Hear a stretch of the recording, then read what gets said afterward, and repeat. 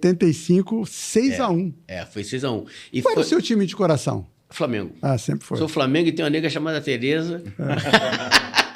E não tem como mudar. Então você foi provocado também na véspera daquele jogo. Exato. Naquela época, aliás, o Flamengo tinha alguns desfalques. Eu já era titular absoluto naquele período, né? Mas o Flamengo ia jogar com o Gilmar, com o Paulo Henrique e com um jogador mais do Júnior. Ou talvez fosse até um novato, digamos assim. E era um jogo importante com o Botafogo. E o Russão, que era um torcedor assim, folclórico do Botafogo, tal, aquela coisa toda, teve uma matéria antes do jogo, ele em cima de um caminhão de papel higiênico, falou que o Flamengo ia se borrar, que o time de garoto do Flamengo ia se borrar, que ia ser aquela história toda e tal.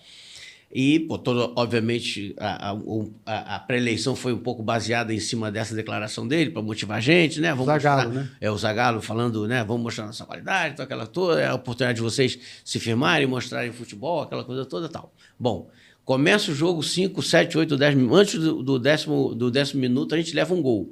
Numa jogada pela ponta esquerda, e acho que foi o Berg que Eloy faz o gol. O Eloy, foi a jogada pelo Berg pela esquerda, e entre eu e o Moser, ele se meteu pelo meio e tocou. Então, o Maracanã, né, cara, veio abaixo, né? Aquele 1-0, tem aquela história do Flamengo, 6-0, aquela história que depois... Que já tinha devolvido. Já tinha devolvido, mas aí é uma nova partida, né? Com um gol aos 10 minutos, o pessoal já achando que ia sair alguma coisa parecida.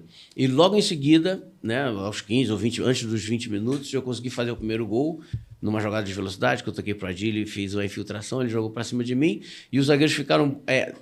talvez por não conhecerem a minha característica de velocidade, o zagueiro ficou protegendo a bola, o goleiro, na época, demorou a sair, e eu dei um biquinho na bola e empatei o jogo.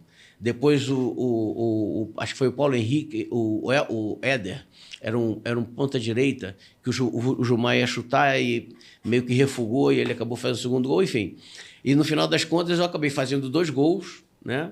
E dei um passe para o Chiquinho também fazer o terceiro. E o último gol foi o gol do Gilmar, mas que quem poderia ter feito seria o Andrade, que a jogada foi toda construída, o Andrade chutou, que foi o mesmo que tinha feito o primeiro, né, o 6º gol lá atrás, na devolução do 6-0, mas aí o goleiro defendeu e o Gilmar fez o 6º gol. E a torcida naquele dia? Não, a torcida naquele dia... Olha, eu vou falar um negócio para você, cara, jogar no Flamengo, jogar no Maracanã é a coisa mais linda do mundo. É o tipo da coisa que, por mais que você queira... passar a emoção, e ainda que você queira pagar alguém para fazer isso, nunca será a mesma emoção da torcida. Então, naquela época, em função da brincadeira, né, que o Russão fez na época, a torcida também estava muito mordida. E, obviamente, o fato de eles terem feito o primeiro gol, a torcida do Flamengo, obviamente, ficou muito decepcionada e depois acabou alavancando, né, e indo para o outro lado exatamente diametralmente oposto, e foi uma alegria imensa. E para mim, é a partida da minha vida, não tem a menor dúvida. Que você fez 2 gols em algum outro jogo ou não? Não, só nesse. E o vestiário pós-jogo? Não, o vestiário pós-jogo foi muito interessante também, porque o Zagallo teve muita imaginação, pegou papel higiênico, né, que estava lá no vestiário, e ele desenhou um 6-1, no caso, e mostrando, né, que o pessoal do Botafogo que achava que os garotos do Flamengo iam se borrar, acabaram ganhando de 6-1, e foi muito legal, que ficou muito emblemático. E a nossa festa foi, assim, inenarrável.